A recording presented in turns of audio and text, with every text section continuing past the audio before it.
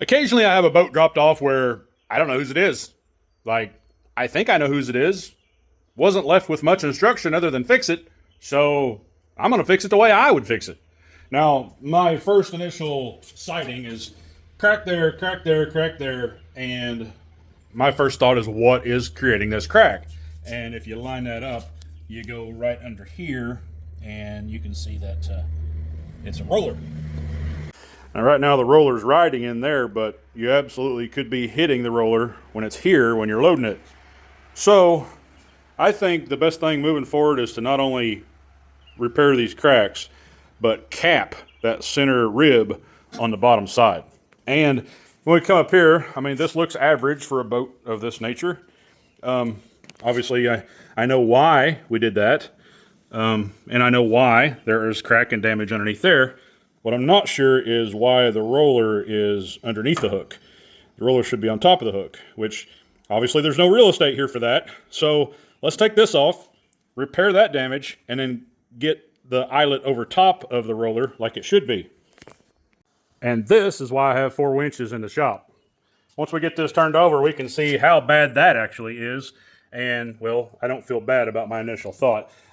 What is going to cost this customer a little bit of added money is removing all of this. And as you can see, it's green over top of black, and the black is, you guessed it, Flex Seal. So let's get the wire wheel out, and we're going to start about here, and we're going to go to about that rib. So we got about 3 foot and about 4 or 5 inches wide of crap to get off of there, which is probably going to cost them about $100 of labor.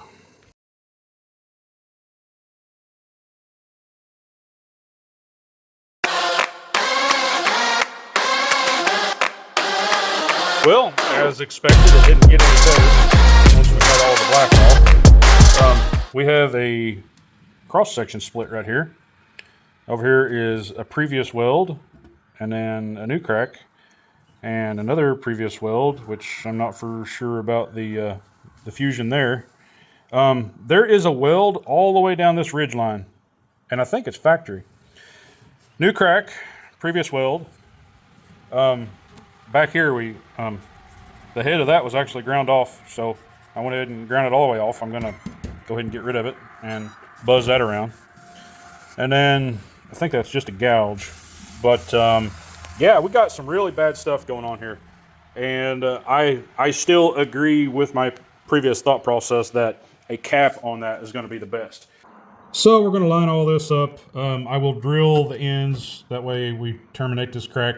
And I'll hammer this down a little bit. But I want to draw your attention to the face of those cracks. See how they're not clean? And obviously paper thin. So we're going to lay a saw in here, okay, and open this up. Carbide cutter, that. Now this, I probably lay a saw in this way and do the best I can, and just wash it out with a TIG. Wash as much as I can to get all that contaminants out of there. There's no need in opening this up and making a large hole, because I'm capping it anyway. And this is actually underneath, or the rib actually like right there, because I can see this on the inside. Actually, no. Actually, there's another one right there. And this one is underneath the rib because, yeah, there's just cracks all over this thing. Well, I talked myself into a little bit more saw work, but I wanted to. Went ahead and opened this up, and I'm glad I did because that had some Bondo underneath of it.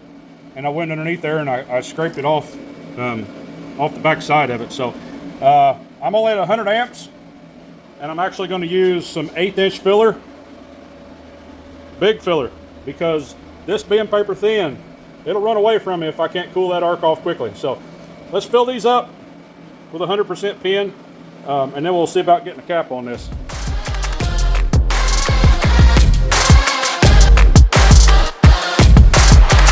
Got something bad going on here.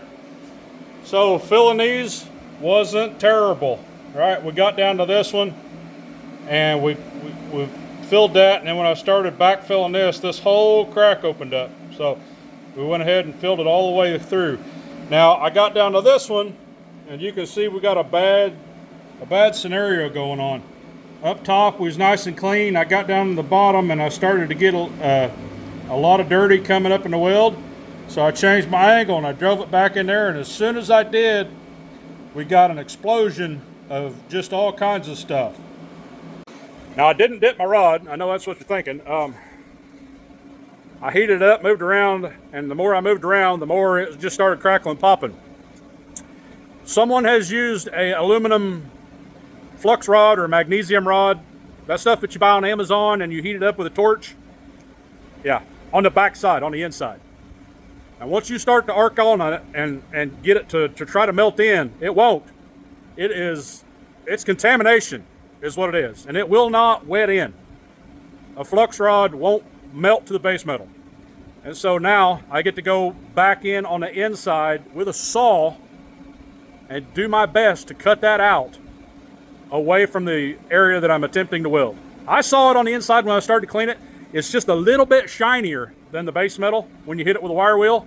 And I was hoping that wasn't what it was, because obviously it's a little low light situation on the inside. But now there's no wishing. I know what it is. It's like trying to weld over silicone.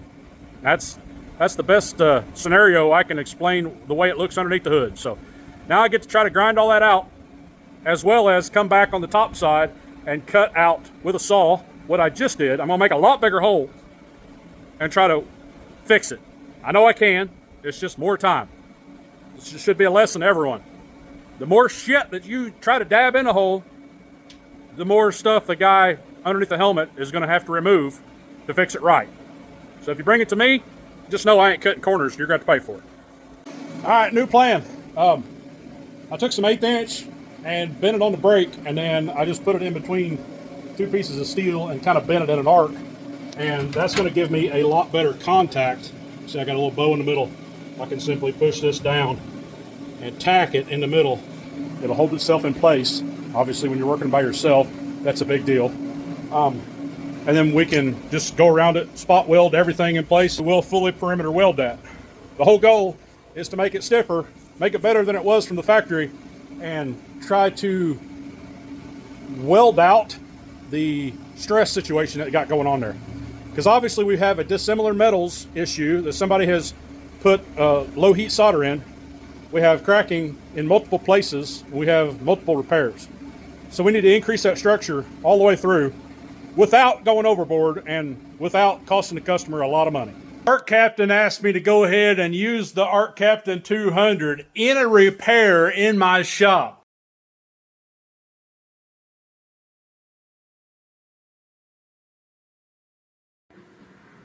Now, how many other creators are on here showing you spool gun welding without any cleanup? You can see the little soot marks, right? 80 thousandths hole to a 125 gauge keel guard. Is it ideal to spool gun that on a boat? No, not really. But I wanted to show you that it's possible. You don't know how to spool gun. That's okay. You don't know how to TIG weld either. Don't you think it's time that you start one of them? Look, this machine is on sale right now for this video, for me, for my viewers only. And if you want the spool gun, it's an added 180 bucks. That's less than your shielding gas is gonna cost, bro. Welcome back, kids. If you see me on TikTok today, you saw that I did this with the MiG 200 from Art Captain. This is some bonus footage, and if you've joined me from TikTok, I appreciate y'all coming along. Now, this is one of my #1 repairs as a aluminum boat repair shop. And I'm not only gonna fix it for you today, I'm gonna show you how. And I'm gonna do it with the MiG 200 from Art Captain. So the first thing we have to do is diagnose the issues, right? We got cracks. Obviously we have a lot of damage here. We also have a crack along here. So what we need to do is plate this as well as repair the cracks here and then put in a new bow eye, because obviously we can't plate it until we remove that bow eye. So let's get the grinder out and get to cleaning all of this, whatever this is. Bondo, Flex Seal, like it's all gotta go.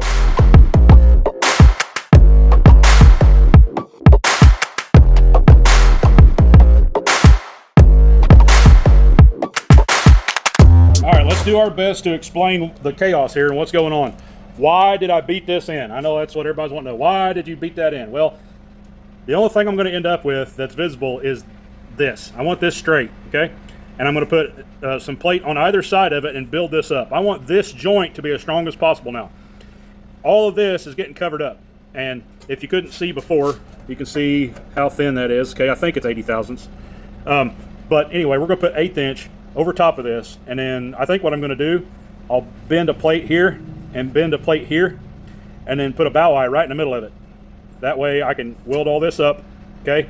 And then I'll plate this, just this whole thing, one big solid plate right over the front of it, and that's going to be insane structural integrity compared to what we used to have. It'll cover the holes, it'll fill the cracks, and it'll spread the load. By spreading the load, it's a lot easier on the joints. Now let's do it.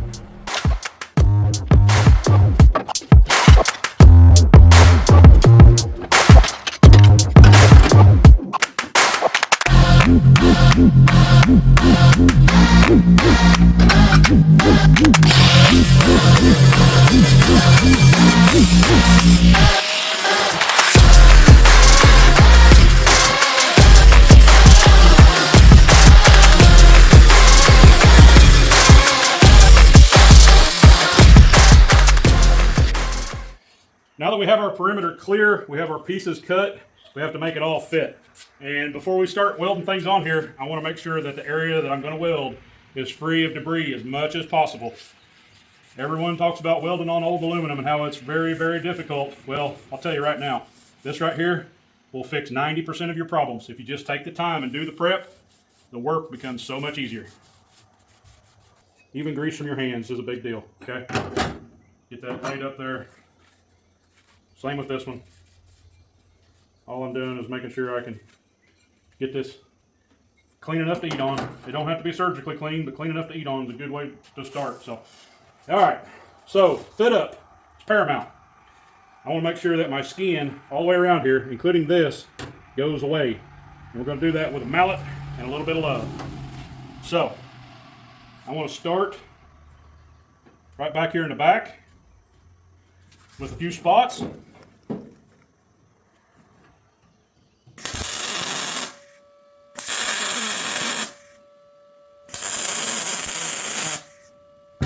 Okay, and I want to kind of make sure that I get this as full of contact as possible. I want to go ahead and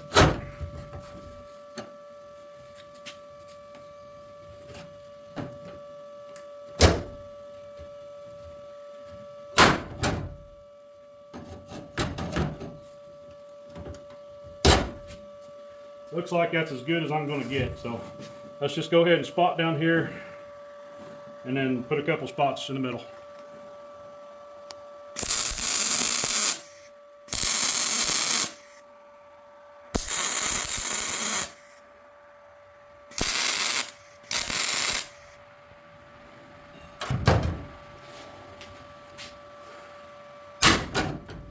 I don't like it. I don't like it one bit. I'm going to try to get it better.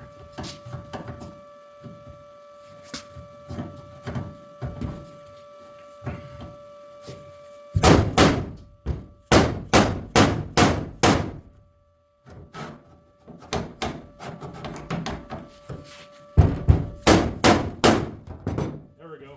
Now we're getting closer.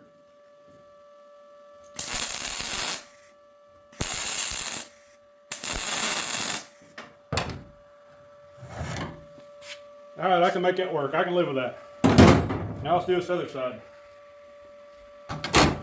Okay. And I can bend these up one at a time and get them flush here. Or I can go ahead and start cutting for my bow eye. Now, my bow eye, which I've not cut holes in yet.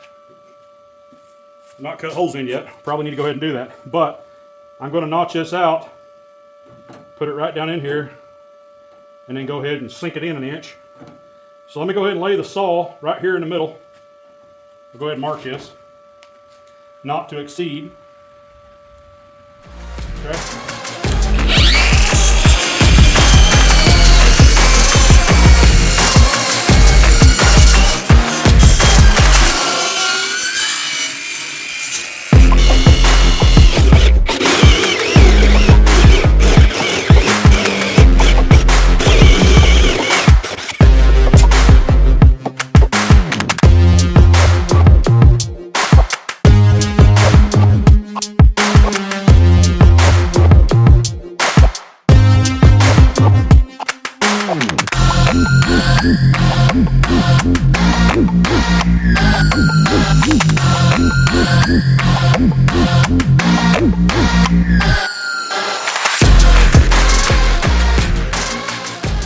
Well, kids, about a week later, boat's been sitting out here in the yard. Still hasn't been picked up by the customer. And you can see what the interior of that weld looked like on the keel. And you can see how dry it is.